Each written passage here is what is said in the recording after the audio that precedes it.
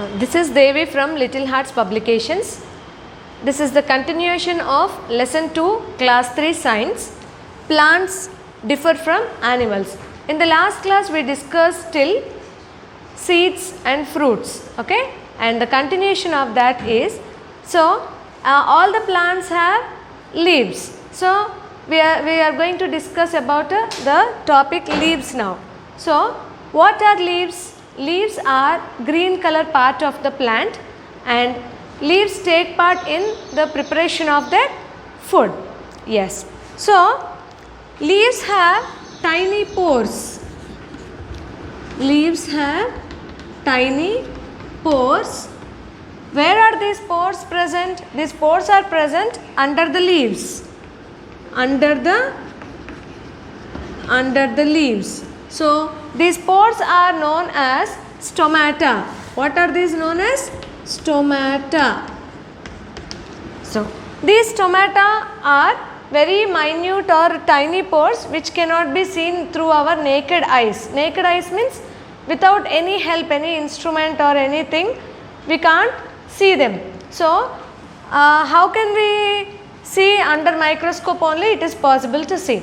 So these stomata helps in taking in and out of this air, okay, in and out, okay. So exchange of gases takes place. Exchange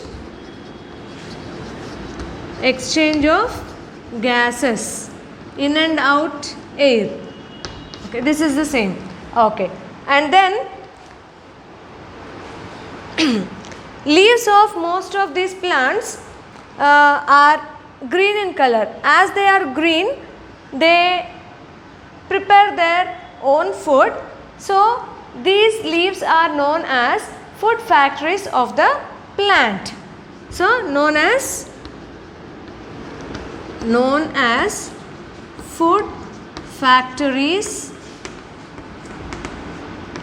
of the plant, okay, food factories of the plant. Yes. And here these leaves prepare their food, isn't it? So what helps the leaves to prepare the food? The leaves are green in color, as we already studied. Leaves are green in color. Why these leaves are green in color? There is a pigment called chlorophyll. We can also tell it as chemical or pigment. Pigment known as pigment called chlorophyll. Pigment called chlorophyll. Okay. So this chlorophyll helps the leaves to prepare the food. So what are the ingredients or the things needed by these leaves to prepare its food? So leaves need sunlight, air in the sense plants need only carbon dioxide, isn't it? So we can write carbon dioxide or air also, air and water. So leaves should be in green color, then these all ingredients are helpful in preparing its food. So this process of preparing the food in the presence of sunlight is known as photosynthesis. The process known as photosynthesis. What is photosynthesis? Photo means light.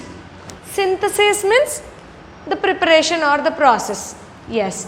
So it takes place only during the daytime when the sunlight is available, and during evening or in the little light it also can prepare its food. Yes. Now there we'll go to the next topic. There are some non-green plants also.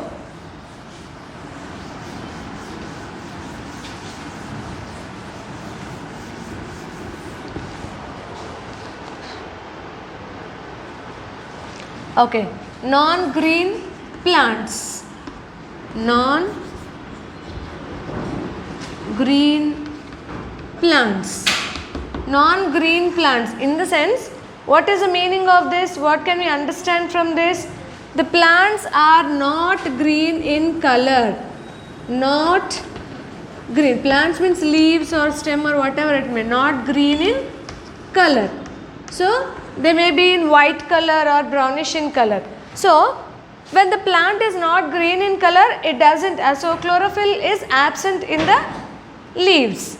So for example, if you take molds, mushrooms, okay, etc. These two are non-green plants. Okay, so as they don't have pigment chlorophyll present in them, they can't prepare its food. Can't prepare its food. So how can they get its food? These plants, okay, these plants get their food from decayed matter or dead plants or animals. Okay, decayed food from decayed or dead.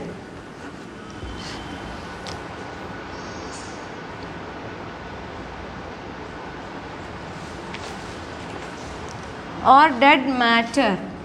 Okay, now I'll show you the picture. For example, this is mushroom. Okay, this is the mushroom, and this is an example of a green plant. Okay, so we can also use a word here instead of decayed or rotten. Rotten means spoiled food or spoiled leaves or spoiled something, anything. Yes. Next we are going to the next topic, that is reproduction.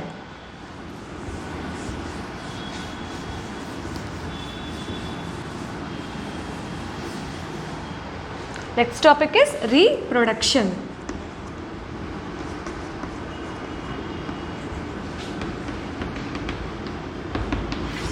Yes. Okay. So we have already learnt that living things reproduce, isn't it? What is reproduction?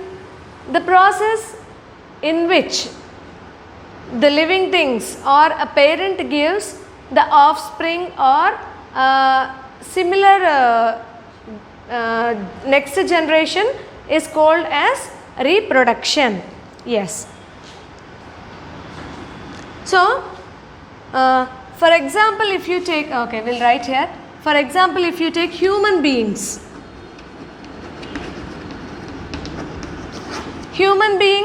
what is how they reproduce? They give babies. Yes. Birds, they lay eggs. And for example, if you take plants, how do plants reproduce? They can't give babies or they can't lay eggs. They give fruits which have seeds in them. So seeds grow into new plants. Yes. So for and there are some animals. If you take animals like cow, goat, lion, and some more, they also give their babies or young ones. Okay, babies or young ones. And if you take some birds, they lay eggs, right? Similar to birds, there are some animals like lizard, okay, lizards, and some other animals, tortoise. These also lay eggs. Even though they are animals, they lay eggs. Yes. So now Okay. So, we'll go to the next topic. The topic is respiration.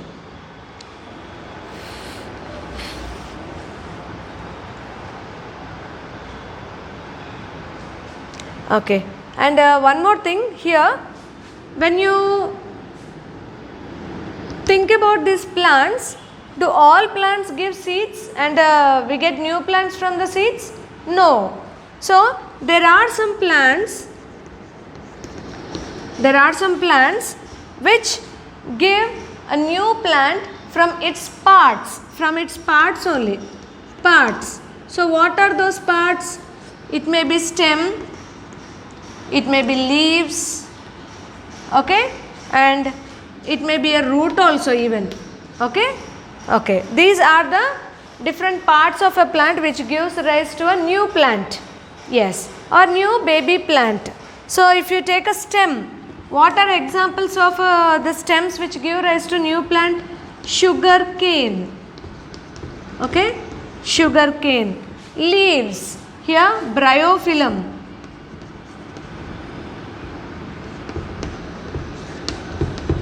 bryophyllum. Root, okay, beetroot, and these all are there, okay, examples. Okay, let's go to the next topic, that is respiration. They have given you some pictures also, you can go through from in your textbook. Yes, our next topic is respiration.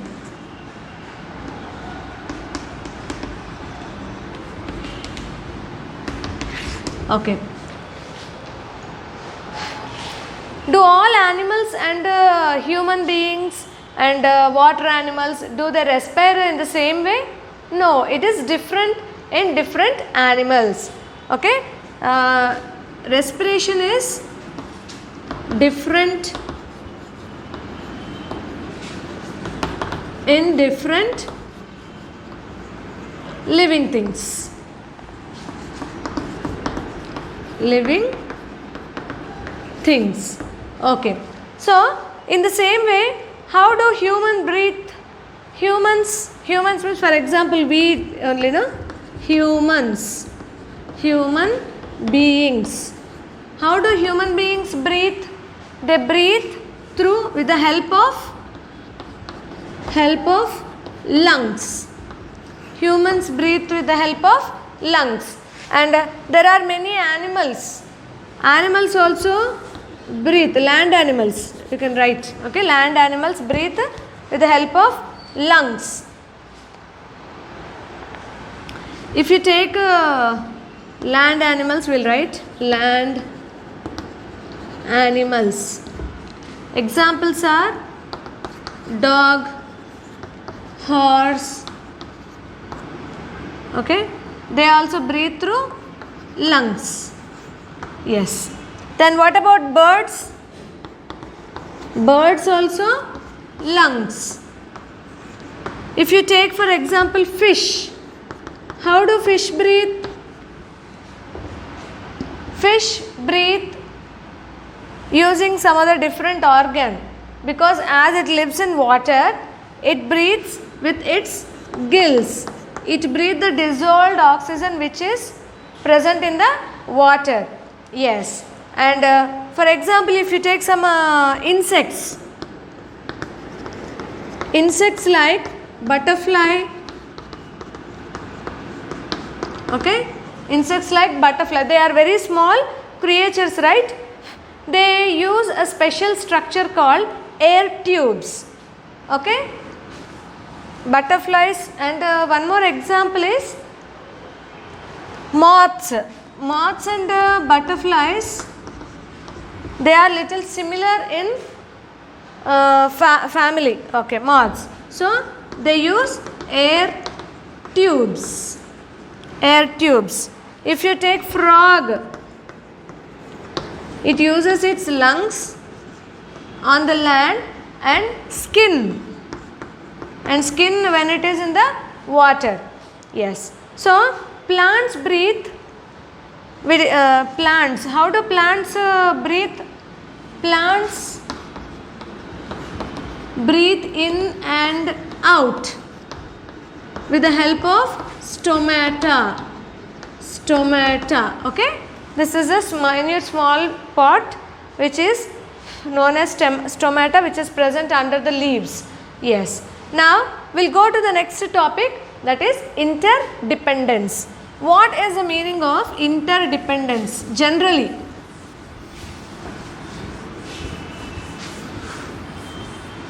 Generally, interdependence means interdependence. Okay. Interdependence means depending on each other. Okay. Mutual dependence. Yes. So here, what are interdependence? Which animals are in this interdependence? That is plants and animals. So how? We have already learned that animals depend on plants for their food. Animals depend on plants for food. So you see this goat, sheep, cow and these all are grass eating animals. They depend on the plants. Yes. And also if you come, these animals, they need oxygen, isn't it? So how do these animals get oxygen? We can't prepare, or animals can't prepare. We get them from plants again. Yes, for food and oxygen. For food and oxygen. Yes. So then how do plants depend on animals? Similarly, plants also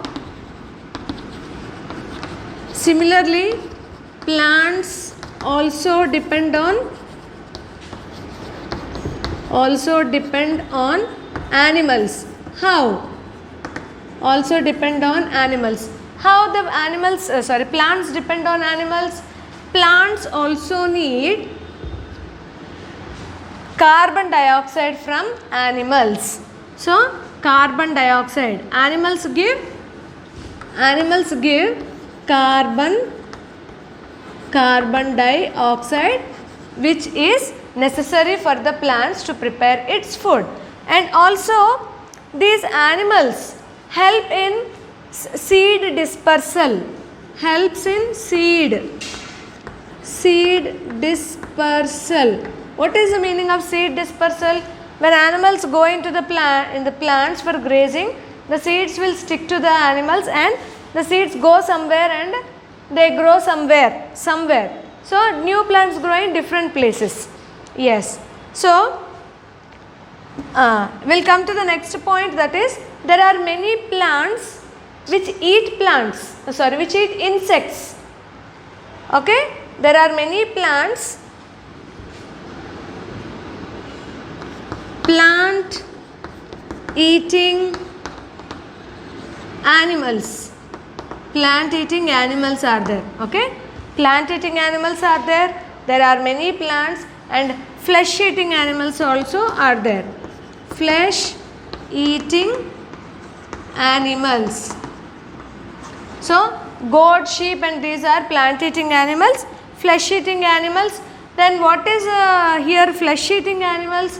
If there are no plants, these flesh eating animals, they can't get food. What is food of flesh eating animals? Goat, sheep, cow, buffalo, these animals eat plants. If they don't eat plants, these animals will not become food for these animals. So indirectly these flesh eating animals are depending on plants, as these are eating plants.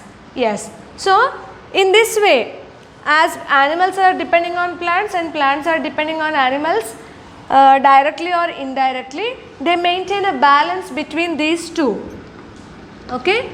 Maintain a balance.